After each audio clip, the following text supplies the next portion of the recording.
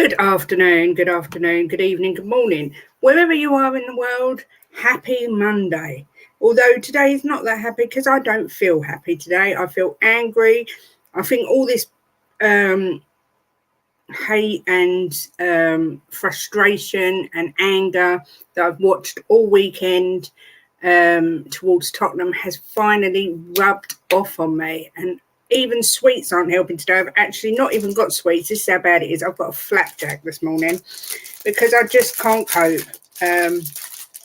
So yes, I did a nice, light, fun and happy stream last night. And today I feel furious. So Angry Kate is back. Let's see who is in the chat this morning or this afternoon. Hey, Kate. Good day, sweetie. Yes. Where are they? Are any going to be signed, please? Spurs, get a shifty on. Yes, indeed, Ellie. Nice to see you. Good morning. Oh, my God. Why do I keep saying morning? It's because I've been rushing about this morning. Good afternoon, Adrian. I do hope you are well. I'm here, darling. Hello, Jim. How are you?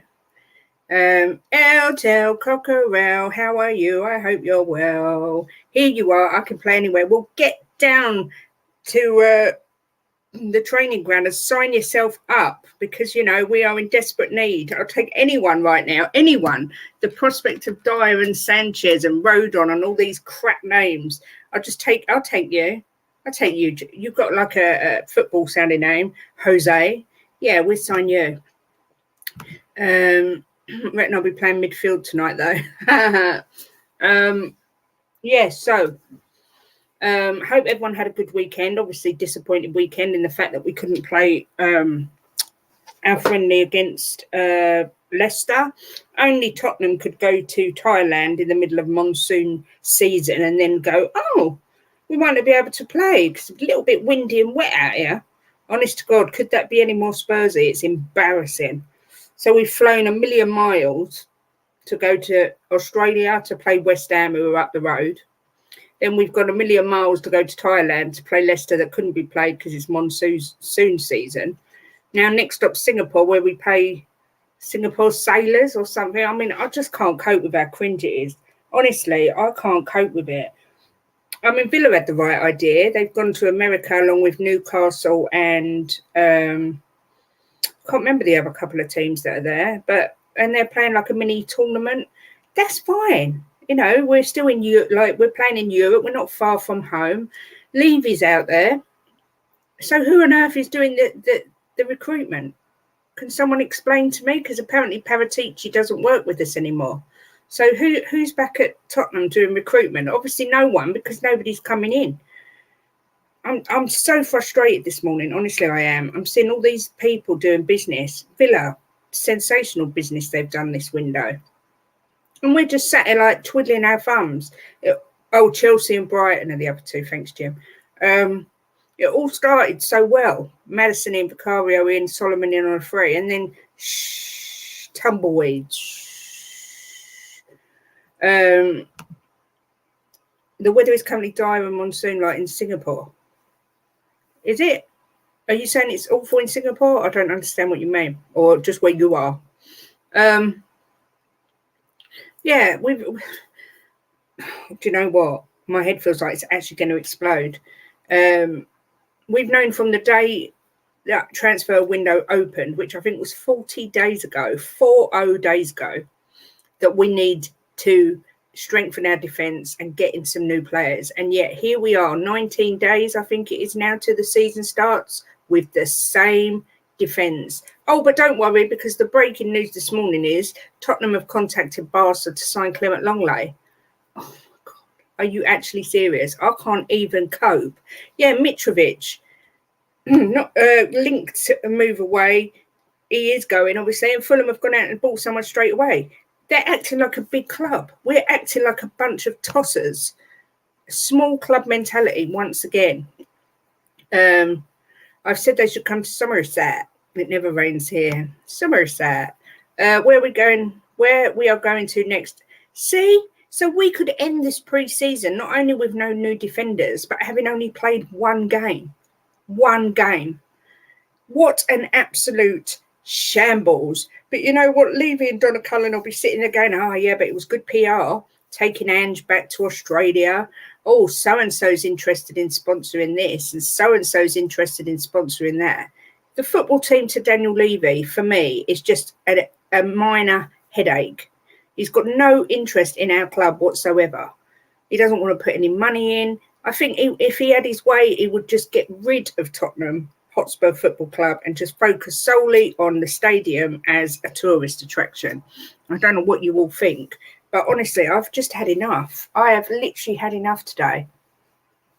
Also, just going to touch on the breaking news that El Halil have offered £259 million for Mbappe. 259 million. What the hell is going on? Think of all the good that money could do. And they're going to pay it for one player. 259 million, 300 million euro. Well, I don't know if it's euros or whatever their currency is. I mean, it's just bonkers. I've been telling you for years, Kate, how much Spurs, mate, it's a joke compared to what we spend. Yeah, I know everyone's been saying it for years. You know, and they try and sell this theory to the fans that we've got to sell to buy. I don't think we have, considering we're the third most profitable sports business in the world. And, you know, the worst thing is this fan base suck it up. Not everyone, but so many go, oh, yeah, but we've got the best stadium in the world and we've got the best training ground. I don't give a monkeys. I would much rather be playing back at White Hart Lane. What a beautiful ground full of proper supporters, not corporate bloody people and tourists. It was a proper football ground. Oh, do you know what? I just feel really cheesed off with them today. Kate, yes, but buying have offered 10 quid for Kane and all the bread pudding we can eat. Oh, I like bread pudding. Apparently, according to some bird on Sky Sports just now, someone from Bild, that German TV channel or paper, whatever they are, has said that Bayern are convinced it will be done within the next few days. If it's going to get done, I wish it'd just get done. I'm so bored of that as well. If they want him, why don't they just come in and pay what they know we'll accept? That's another thing. It's so frustrating. I feel so sorry for Ange. If I was him, I'd be thinking, what the hell have I walked into in this club? I know he likes to go to clubs that need a rebuild, that are in a bit of disarray, but I mean, this is just a joke. He's walked into an absolute shambles, and it's his head that's going to be on the chopping block at the end of it, because it will be, oh, you know, his results weren't good enough, his performances weren't up to our standard. We'll give the guy some players, for Christ's sake. Yeah, I agree, Sheriff. Old White Hart Lane all day, every day, proper atmosphere. Sometimes on the telly, when you watch the Tottenham Hotspur Tottenham games at home, you can barely hear the crowd. And it was meant to be these acoustics are marvellous with the wall of sound. I mean, it's just an absolute joke. Ellie, hey Jim, still injured from my bloody cooker hood collapsing over gash that swelled and bruised up, and while of my arm stiffened up. Oh God, Ellie, I hope it gets better soon. I bet it's bruised. It looked nasty last night. 3-0 to Brazil in the women's game against Panama. We have said that before. Yeah, I know we have. You can hear yeah, exactly that, Nick. Exactly that. And welcome to the chat. You can. And you can sometimes, you could hear the Pochettino songs, and sometimes you can hear Levy out. But there's no real atmosphere there, is there? Nothing like the old, yeah, pray for Ellie's gash.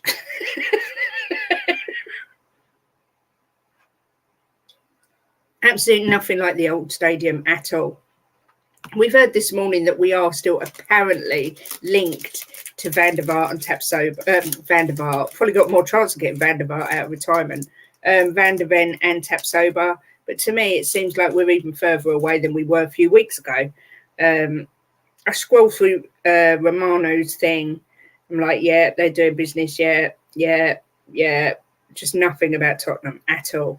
It's absolutely soul destroying. Yeah, pray for Ellie's gash. I'm going to start a hashtag. So yeah, today it's just about really having a bit of a rant, and I just don't understand what we're doing. And do you know what? I was so looking forward to this season. I was so excited to see Ange ball, see attacking football. But I swear to God, if we end up just bringing in Lenglet, I don't even want to watch the games this year, because yes, we may score, but God, we're going to let him some goals, probably more than last season. I mean, it's just an absolute shambles joke of a club. Yeah, that was my headline.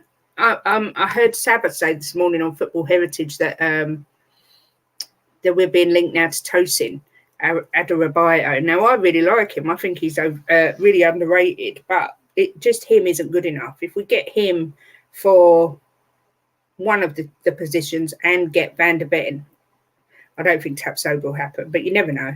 Then I'll be quite happy, but I've still got a feeling that Victor Nelson might come about with Sanchez being linked to Galatasaray, but I don't know. It just seems like nothing's happening. It's just so annoying.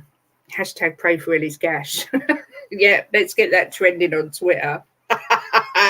Everyone will be like, who's Ellie and what's wrong with her gash?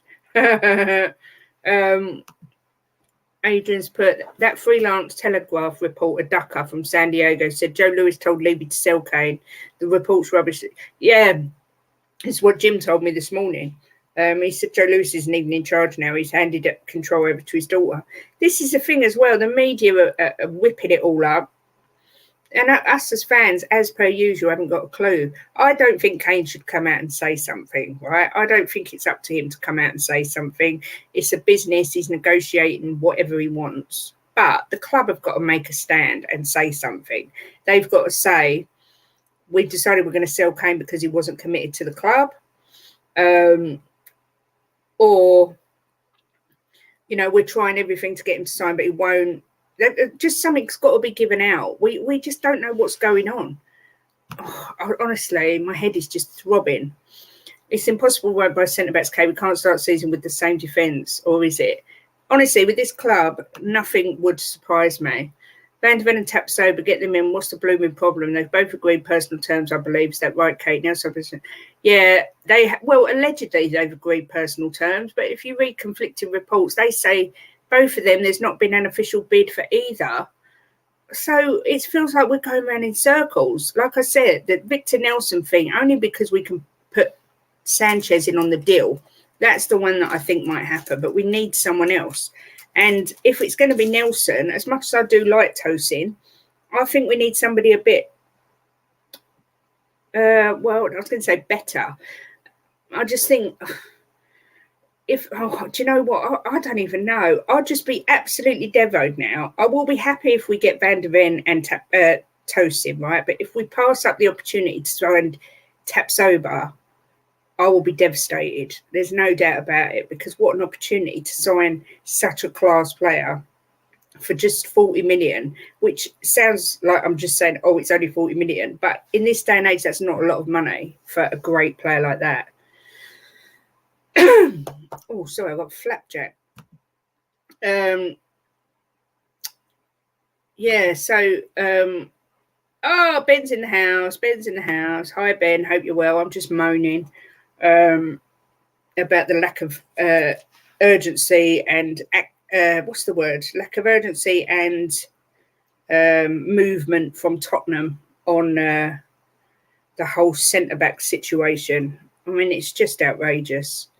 The thought of starting a new season with the players we've got, I mean, there's no even rumblings of any of them going, like new rumblings. I mean, Jesus, where are the defenders I ordered? Yes, Phil, where are they? Woo, where are they? I ordered them too. You know what? I'll end up getting the Primark version. Dyer will come through the post. Oh, hello, I'm a movie star now. Oh, you know what? I can't get my head around it. Unless Levy really just doesn't care at all. But can you imagine, right? I'm not saying this will happen. I'm being purely hypothetical. Can you imagine if Kane left? He didn't reinvest properly, bought Lenglet in. We start a new season, we ended up getting relegated. Can you even imagine? Oh my God, would that give him a wake-up call? I mean, at the end of the day, we finished 8th last year, so he's lost out on Europe, but it still doesn't seem to have made him wake up and smell the coffee that investment is needed. Excuse me. Oh, excuse me. Who do I think we will get? I think it's not really think because I don't know. It's more of a hope. I still pray that VDV and Tapsoba. Realistically, I think we may get Nelson and either Van de Ven or Tosin. But part of me is really concerned that Lenglet is going to come in as one of two centre backs, and I just can't even cope with that thought. Who am I bullying today? Oh yeah, Ben the Bully. I'm watching you, Mr. Kaufman. Absolutely brilliant dreamy show yesterday, Kate. Enjoyed it so much. So I had to leave near the end. My gash seized up. Oh, Ellie, stop. Stop talking about your gash. I can't cope. It was a good night. It was funny, but you know what? I didn't realise how long we went on. Talk about Waffle House. But yeah, it was a good laugh. Nice to have just a night where we didn't talk anything to do with football, just chilled. Just seeing your beautiful feet. Well, I think my feet are nice, but I'm not sure Jacob's convinced. Yeah, everyone behave. Bully Ben's here. Bully Ben, Bully Ben, Bully Ben. Well, I thought if I did the failings of Daniel Levy as a show, it would be about 6 hours. So I thought I'd just highlight some of the failings of Daniel Levy in the last 4 years. But you have to excuse me because I've written notes. Sometimes I am organised. Just to show you, and just to sort of highlight the fact that I don't understand how so many fans can't see it and are still under Levy's spell of believing he's got the club's best interest at heart.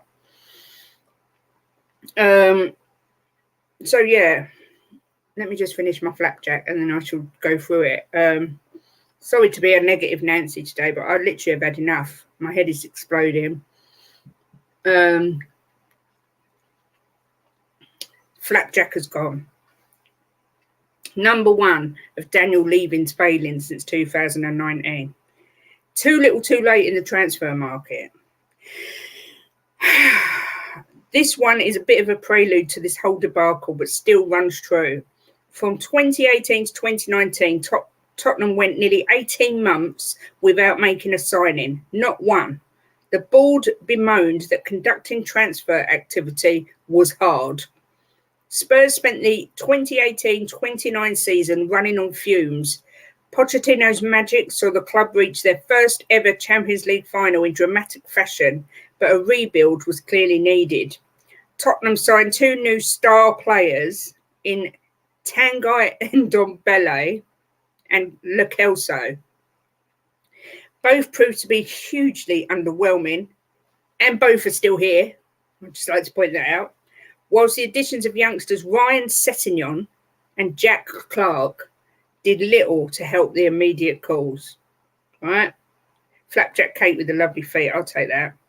Number two, replacing Poch with Mourinho. Sacking Poch was totally understandable. Results were poor, not awful, but poor. The squad looked depleted and out of ideas.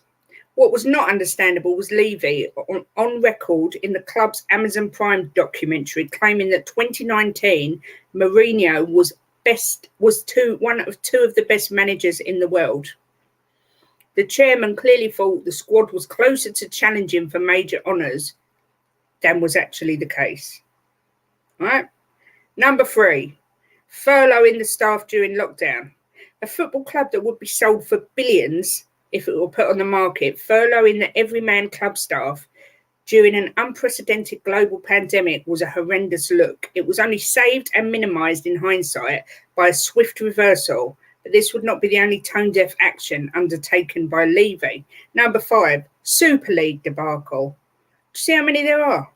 A lot of people claim Levy didn't back Mourinho, but Spurs' summer 2020 window was considered pretty good. They were even named the winners of the transfer window. They were top in December, though rapidly fell off a cliff throughout the rest of the winter. But while Spurs were in decline, they sneakily signed up for the European Super League. Fan protests saw them withdraw from it 2 days later. Number 6, sacking Mourinho a week before a cup final. Levy dropped the ball with his timing and ruthlessness of his managerial changes. He used to be renowned for pulling the trigger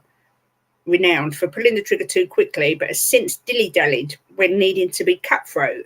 His decision to sack Mourinho would have gone down better if it had occurred in February or March, but not 1 week before facing Pep Guardiola's Man City in the Carabao Cup final. Can you believe this? Even when I'm reading it, my head's exploding. Number 7. The good news for Spurs was that Levy was realising the error of his ways and wanted to hand control of football operations over an experienced professional. The bad news was that Fabio Paratici was given the keys to the club after leaving Juventus under a cloud of moral and legal uncertainty. Still, what's the worst that could happen? Good afternoon, Drula. I hope you're well. 8 or 7, I'm lost where I am. Levy stated in May 21 that the club had lost sight of key priorities and the next manager needed to encourage a style of Spurs DNA. This was an immediate mismatch with Paratici, who sought the defensive-minded Gennaro Gattuso, only for fans to protest against such a move due to previous racist, sexist and homophobic comments.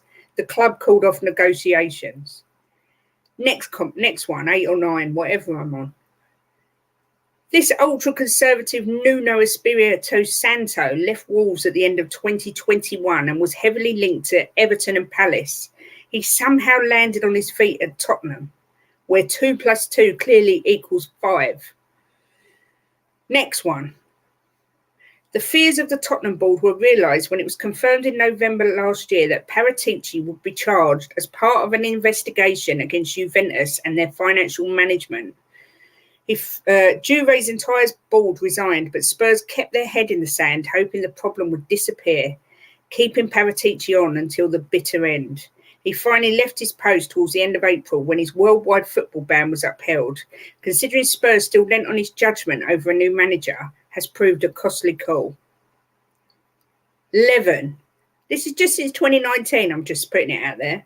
Tottenham should have moved on from Conte when all signs were trending down and it became obvious over the winter that he would not commit his future. They would have had ample time to find and interview suitable replacements, but instead found themselves in a strange situation that culminated with the Italian losing his rag and lashing out at the players and owners in a press conference. 11. What's the best way to get rid of the lingering stench that Conte has left behind? Promote his loyal long-term assistant. What genius, Christian Stellini. 12. With Tottenham stumbling from one disaster to another, Levy needed to prove his doubters wrong and show that he had a plan to fix the club messes. Speaking at a Cambridge Union for nearly an hour in a slightly self-indulgent manner was not the way to go. Honestly, Brian Daigle, the failings of Ennis, Kate, is this going to be a week-long non-stop straight? That's why I only did it from 2019 and not from when he took over. Number 13. The 6-1 implosion at Newcastle was the result of 4 years of negligence at board level. Stellini was not qualified to be a head coach, and his association to the unpopular Conte left an unbalanced dressing room, short of desire and energy. It was a failure at every level. To their very, very, very minimal credit, a refund was issued to match-going supporters by the first team, only for a computing error to strip these fans of loyalty points in the process. I mean, can you believe what's going on? 14. Allowing Pochettino to join Chelsea. Should Poch have been a standout candidate to replace Conte? Not necessarily, but he should have at least been in the running. He wasn't, in part to Paratici's influence. 90 Minutes has long reported that the Argentine would have been interested in a return to North London and even late into talks with Chelsea would have answered any call from Spurs. That ship has now sailed.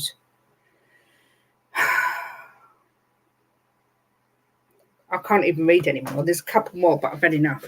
Do you know what? How are fans still defending this cretin Daniel Levy? How are they not understanding that he is killing our football club?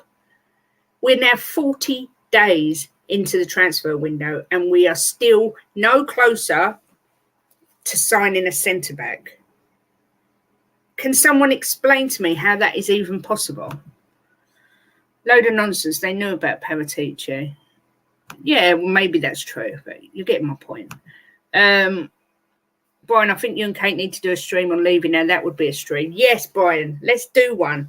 Let's just get it all out. Get it all out. In fact, Brian, if you want to come on, let me know and I'll send you the link. But the only thing is, we might run into Ben's time because I've got a feeling it might be a long one.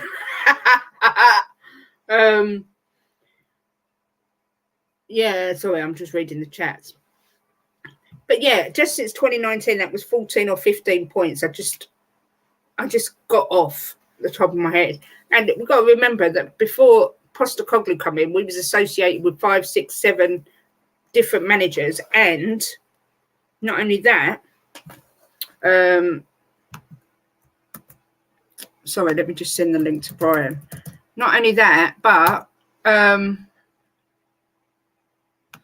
we didn't have a manager at the same time as our women's team didn't have a manager. Do you know, it's just an absolute frigging shambles. I'm just lost for words. I feel like I'm repeating what everybody's saying. But, you know, if you say anything against the board, you're called... Yeah, look. Yeah, Brian, I'm sending it now. If you say anything against the board, you're called negative. Oh, don't be a negative fan. Come on, let's be positive. It's a new manager. It's a new era. Hi, Bobby K. Nice to see you. Yeah, hit that like button. Be more Bobby. The link's been sent, Brian. Come on when you're ready. Yeah, why does it have to be one or the other? Why? Why does it have to be that if you dare to criticise Daniel Levy, you're negative? And you're Levy out, and you're bad for the club, and you're a bad fan. Why? Why isn't it just that we want better for our football club? Why do we have to be classed as negative? Being realistic is not being negative, in my view. It's very easy for me to sit here and go, oh my God, I'm so excited for the new season, new manager, new tactics, and Ange Ball, we're going to finish in the top 5. But I'm lying, not only to myself, but to everybody, because if we... Oh, don't even say it beyond 72. Don't. Do you know, I think I might have a nervous breakdown. It might be the first live YouTube nervous breakdown. Yeah, I don't like the label that gets put on you if you happen to criticise the club or speak your mind. I don't like it. Oh, we got Levy's #1 fan in the house. Hey, how are you doing? And everyone in the chat. I'm good, Brian. How are you? I'm good. It's good to finally be on a stream with you and on your channel. You too. I couldn't think of anyone better to come on today because I'm at the point where I'm losing my brain. Yes. So today is the day. I do know why it is because of what's going on. Today's the day where I finally snapped and had enough of this window and the excuses and the nonsense and the oh, it's going to change, oh, this is going to happen, oh, that's going to happen. I've snapped. Started talking with the people that I do the protests with to start organising how, when, where we begin, and it's coming soon because this is just a joke. I mean, if you were to do the failings of Daniel Levy since 2019, you'd be here next week still doing a 24-hour stream for 7 days running.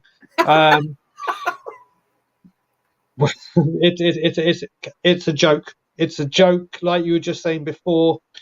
The fact that people say we're negative, it's just a joke.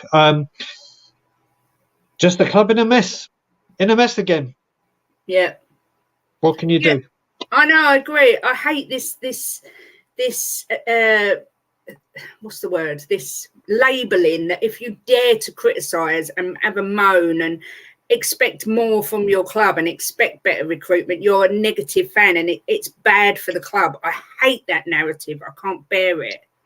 Yeah, okay. The thing is, you just flip it on the other side and say, do you know what? All this positivity with absolutely nothing to show for it, that's negativity. That's thinking it, doing the same thing over and over and over again, and thinking things are going to change is what the people say and define as insanity. Yeah, that's right. But this is we, as I said just before on Perchy's show, and I've said before, we've become a football team where for some reason the fan base think of profit and loss and think about extra revenue streams and marketing opportunities and sponsorships and everything. That's what we've become. We've got more sponsorships than you. We've got a bigger stadium than you. That's all it's become. Yeah, I agree completely. I'm convinced Daniel Levy has got. Do you remember in that movie Men in Black where Will Smith and Tommy Lee Jones had that neutralizer thing and they did it and they said, right, when you wake up or come round this, I'm convinced there's something in that stadium where he just pushes the bloody button and I don't understand. I do not understand how people tolerate this. No, and every year it's the same thing. We go, oh, but this year's going to be different, or this manager is going to be different, or, Levy's learned his lesson. He's going to invest this time. And it just never happens.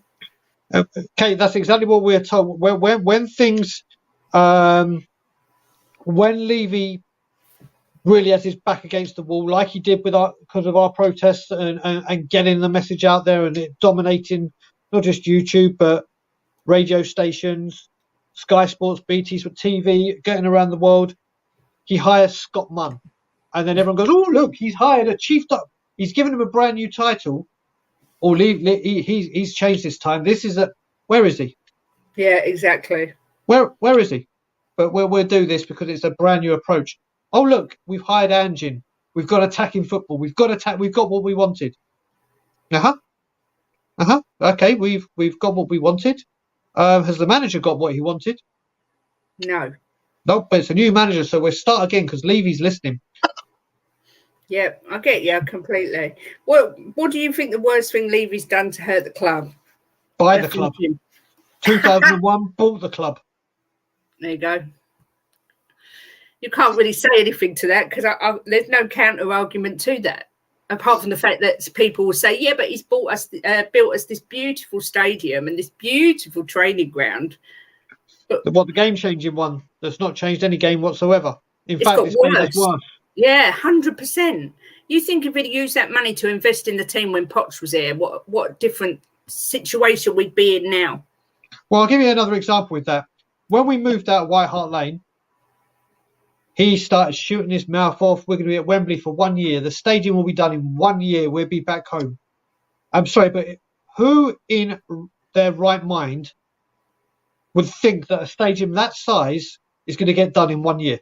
Yeah. If he had said it's going to take 2 years, but in the back of his mind he thought one, if it was done in 1 year, everyone would be going, "Oh, Daniel Levy, well done, you've." And I'll tell you another thing he did. When we got told that the Liverpool game wasn't going to happen, he first of all apologised to the NFL for not being ready for them. Didn't apologise to the Spurs fans.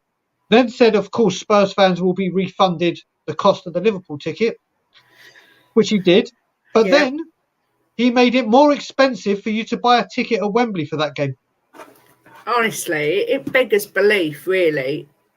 It just does. I struggle to find the words to explain what's going on. Watch Jim, Kate and Brian, we have become a team that every other club takes the piss out of and pundits give us loads of, yeah, that's exactly right. Yep. Drula, we're not being negative. We've been through too much. Yep, agreed. Levy could have taken a tiny bit of pressure off himself if he just brought in at least one centre-back as soon as they signed, but no, not his. Do you know who's the next one's going to be announced? It's going to be Lenglet. I'll just guarantee it. I can go. If Ben and he is still in the chat, Ben and I have said from day one, if he signs and we see it on Sky Sports or Spurs announce it, Tottenham on tour will be on live immediately. And it will probably get demonetised for the amount of swearing I won't be able to control myself. And it will be a non-stop 4, 5, 6, 7, 8 hour stream where me and Ben are just going nuts. And I do mean nuts, because if Longley comes back into this club, it's another club signing. This guy played in a back three and was useless. but we're going to bring him in to play in a back two or back four rather than a back three, whatever you want to say, in the centre back. He's got no pace, but we're playing a high line. But he's cheap. But Yeah, it's cheap. exactly. And it will be a club signing, not a manager signing, and we're back to square one. Yeah. Yeah, I agree. I can just see it coming. Beyond 72 managers failing is part of the plan, if you ask me. If they pull off top four on the cheap, great. If they fail, a new manager. Yeah, it's Bingo. so true. And it's so Bingo. not fair because the manager's head's on the block every time and Levy just sits there thinking he's got away with it again. Yep. This year will be only the second year in 18 that we don't have Europe. By all means, be negative, but a bit of perspective. Okay, so Stuart, let's just do this. We've had 18 years of Europe. Arsenal have just gone 6 years without and have spunked 100 million on Declan Rice. We've been in the Champions League, had Champions League money. Where have we progressed in that? We've been Europe 18 years. How many of them have we won? How far have we progressed apart from the Champions League final? How far have we got?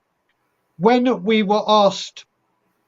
got asked the questions by the Supporters Trust, because the protest group I'm with started piping up, so when we pipe up, the Trust write a strongly worded email or letter, and then they get the response, and the first thing they say is what is the immediate and long-term future or plans for this football club? And he goes, well, in the last 16 to 17 years, we've been in Europe. Well, we all know that. We didn't ask about the past. I asked you about the present and the future. It's all well and good being in these competitions. We don't progress in them. We don't take them seriously. Because of that, we neglect the domestic cups, which are in our very fibre and history of winning. We used to be the cup team that everyone absolutely feared getting. There's no respect to that. What has been in Europe for 18 years, which generates extra revenue for this club, how has this progressed the team? Exactly. I mean, they earn a lot of money for getting in the Champions League, huge money, and it never gets reinvested into the squad. Yep. He just seems to think, it's like Poch, he was kind of a victim of his own success because he was saying at the end of his tenure, really, we need a rebuild. They were saying no. So he had to kind of rinse every last bit out of the players he had, and it ended up costing him his job. Exactly. So Stuart's just responded again, saying we don't progress in Europe, except, of course, when we got to the Champions League final. So you're picking one out of those 18 years you've just told me. What's better? What's bigger, 1 or 18? And when we got to the Champions League final with all that money and up there, you're ready to progress. What did we do? Yeah, I mean, it's hard to argue with anything you say, really, because there's no defending it. What's happening with Scott Munn and the new director of football? Is Levy going to get them in? What did you say, Brian? We don't know. No one knows when he's starting. There's a cock up. He's behind the scenes. He is at the club, but he can't officially work. He's doing stuff behind the scenes. And also give the perfect example to Stuart as well. Liverpool lose the Champions League final 1 year. Sort it out to go win it the next year against us. We get to a Champions League final. Within months, we sack Pochettino, the most successful manager in our history. Or recent history, shall I say? Sorry, my bad. Recent history. And then go through what we've been through. Yeah. One team develop and move on and correct the wrongs. We get there and go, oh, what an achievement. But let's not build. The money's come in. That's what I can't stand. The fact that we were so close. We were so close. When everyone feared playing Tottenham, I remember Pep saying that they're the best value for money to watch. They're fantastic to watch. You enjoyed watching us play. We never feared anyone. I used to think, I don't care who we play, we're going to beat them. And we was that close to being right up there. And then he didn't invest and we just dropped like a stone. That's what you do. Yeah. It doesn't matter because the money's coming in. Naming rights, Jim. There have been loads apparently on the table, but then they don't go through. But then we announced Dulux as a paint sponsor, or Duxana as the new bed, or Erroneous Grenadier as our new 4x4 oil guzzling polluting machine. Although we want we say that we want to have a green stadium and carbon footprint. You name it. We even hired that guy from the NFL who's brokered some of the biggest deals. Klein. He's been here 4 years. Nothing. Every other team that move into new stadiums have the sponsorship and naming rights done before they move into the stadium. Here we are 4 years in. No naming rights, and how dare the club not have the new Tottenham Hotspur Stadium or arena? How that wasn't called the Bill Nicholson Stadium or the Bill Nicholson Arena to pay homage to the greatest man and the man that laid the foundations for you to be able to do what you've done with this football club. No, that was never going to happen. He'd more likely called it the Levy Arena. Give it half a chance. He probably would. He probably would. It's just, I just, like I say, I find it just incredible that when I see the fans, I was watching Saba this morning and fans having a real go at him saying, you're so negative, you're so bad for this club, and you know, we don't need fans like you. I think, what? Are they like under a spell or something? Kate, I've said it before, there's a civil war at this football club. Yeah. And it's all because of the man up top. But rather than coming together and saying, right, we don't accept this as a football club, I want to see success on the pitch. I want to see the Tottenham Hotspur name back where it rightfully belongs. We're too busy attacking each other on both sides. Levy outers are just as bad as people that aren't Levy out in this. But there you go, Ben's right. But this is the thing. We won't drop tools and say, right, do you know what? We may disagree on certain things, but the one thing we do agree on is the success for our football club is being starved, and that this has gone on long enough now. But no, we're too busy arguing with each other. Yeah. And he's just sitting there laughing. See, I don't really get this comment either. Spurs' huge debt has strangled us. The largest external debt in 2022 was at Tottenham, £853 million and £636 million at United. Spurs paid £41 million interest on the debt. ENIC won't invest in the squad. Nope. But I mean, we're the third richest sports company in the world. Yep. We're the only team since the Premier League started. We're the only team to show a profit every year, except for the COVID years. Listen, I say for what he's done commercially for the club is unrivaled. Mm. But that should be reflected now, or should have been reflected in the positions we've been in. With the football club, you look at it like Adrian just said. Manchester United, we all know how they feel about the Glazers. They're winning trophies. They're spending £90 million on players, and yet they still protest against the owners, and they're winning stuff. Yeah, I agree completely. It's in Levy's benefit for us to do well on the pitch. The better we do, the more money the club makes. Yeah, I don't understand why Levy don't understand that either. I wish you would think a master businessman would know. Yeah. But no, we can't do that. We can't do it. It's like I said, it's got to the point now where with the protests, we didn't know how to go about it this season, whether we do it at the training ground before the season starts, whether we do it at Shakhtar Donetsk, even though it's a pre-season friendly, and obviously there's a lot of people that are coming down because of cheaper tickets and fans might not be able to afford. Do we wait for Man U? Then it's like, oh, how dare you do this on Ange's first game? The club should be together. Well, the answer is it's likely to be all three. Yeah. Because beforehand we got told don't do it on the FA Cup because it's the families come down, and so we listened. We got told not to do it at Arsenal because Arsenal is the one time the fans have to come together and be together and direct everything at Arsenal. So when Arsenal went 2-0 up, I walked out at half time because I'm sitting around people that are blaming everyone else but Levy.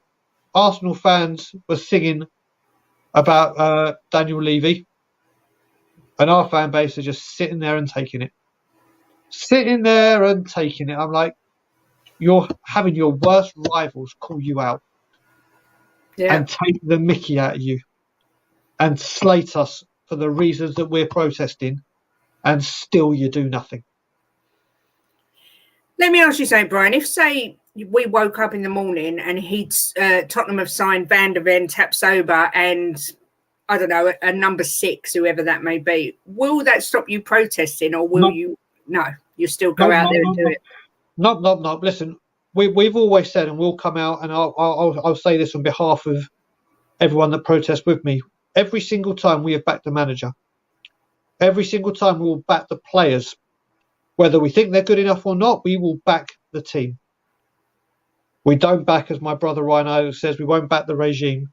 And just because he's done it in one window does not wipe away the fact that, okay, you've got the centre-backs in now. Why did it take you 6 transfer windows to identify the problem? Yeah. Why? Just because you've had one window, it means that you get a free pass? We restart the clock? No. Keep saying we've tried to climb the mountain of this protest time and time again. And every time we've done that, like the 150 million windfall, we said, okay, we're not going to protest. We'll see how this goes. And we didn't.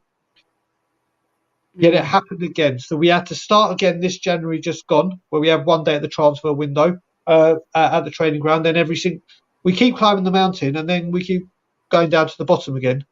Then when things go wrong and people start getting mad, we have to climb from the bottom again. Well, no, we got higher up the mountain than we ever did last season, and we ain't retreating. Yeah. I mean, do you really think any process will, like, do you think there's a chance Levy would actually listen and resign, or? Listen, whatever we do this season, he ain't going to resign. He ain't going to resign. As much as we'd love it, people keep saying the numbers are very, very poor. And yeah, 200 at the end of the season compared to where we were is a big deal for us. But I said time and time again when we started with the NFL protests, the numbers will be great. The numbers would be great outside the club shop. But the most thing is, we live in a world where social media dictates everything.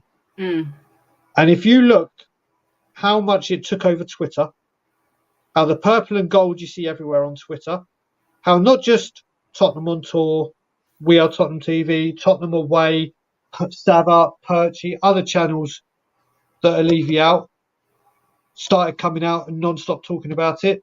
Then you look at BT, then you look at Sky Sports, then you look at TalkSport, then you look at the written press, then you saw the balloons, then you saw the extra banners that weren't us at the Manchester United game.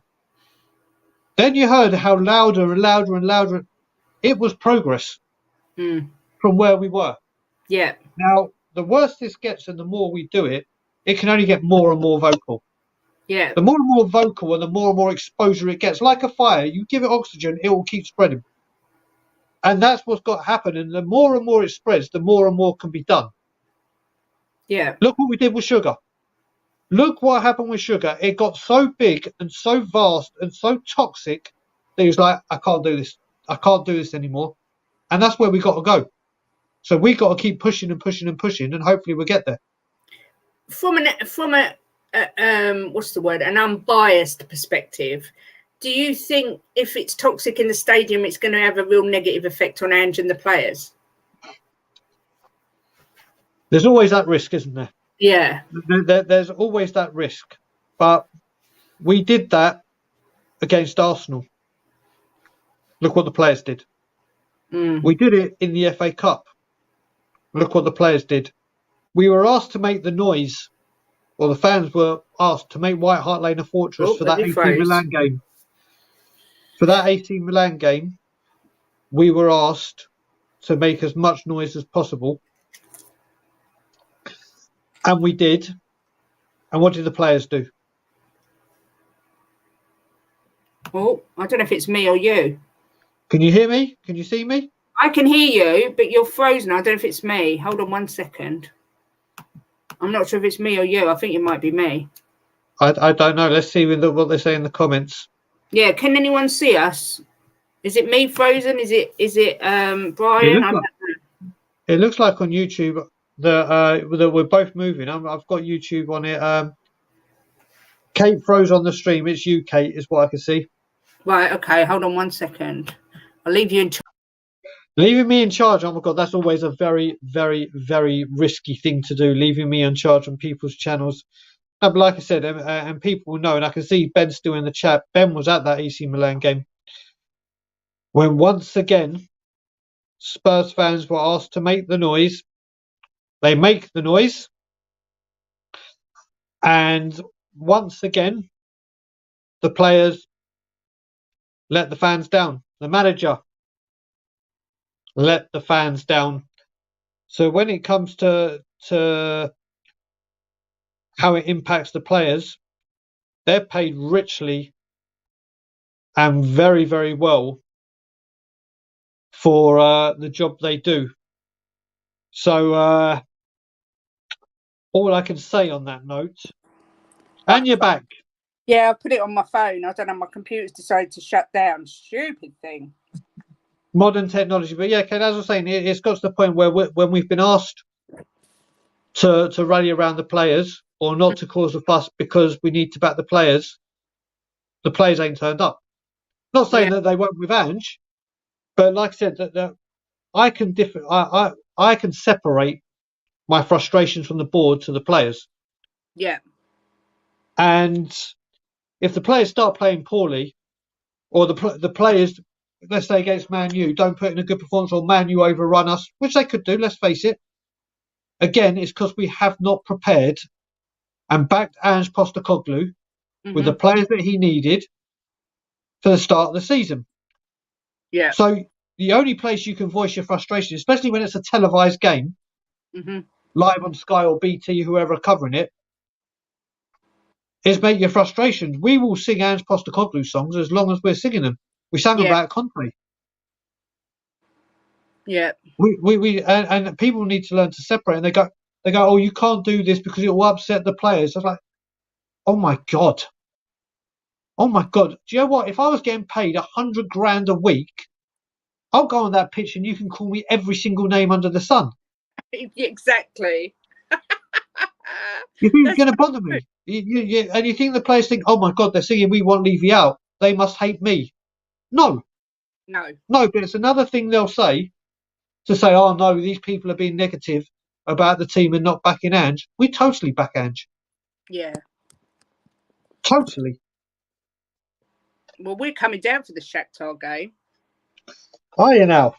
Yeah, because we're in Lincoln. We don't get to go to the games like ever because you never get tickets. So yeah, we're coming down for the Shakhtar game. I won't. I said after the Man U game that I won't step foot back in there whilst Levy's in charge. I was very, very close to going back on that for the Man U game because one of the main creators of Tottenham on Tour, my man Brian Ireland's flying over. So I was like, how often am I going to get the chance to go into a game with him? But then during this, I was like, no, you know what? As much as I'd love to experience it with him, I just can't go back on my word. I've always been a man of my word when I say I'm going to do something about this. So I will be outside protesting for Man U if we're protesting, then watching the coaching horses with people that don't want to go into the ground. But there's a very, very big chance that we will be there in numbers for Shakhtar. It's amazing. I was like, because obviously I'm quite new to all this YouTube, although I've seen all your videos. Jim watches them all the time and all different YouTubers I'd watch, but there's a lot of people like yourself, like Sava, who refuse point blank now to go to the games.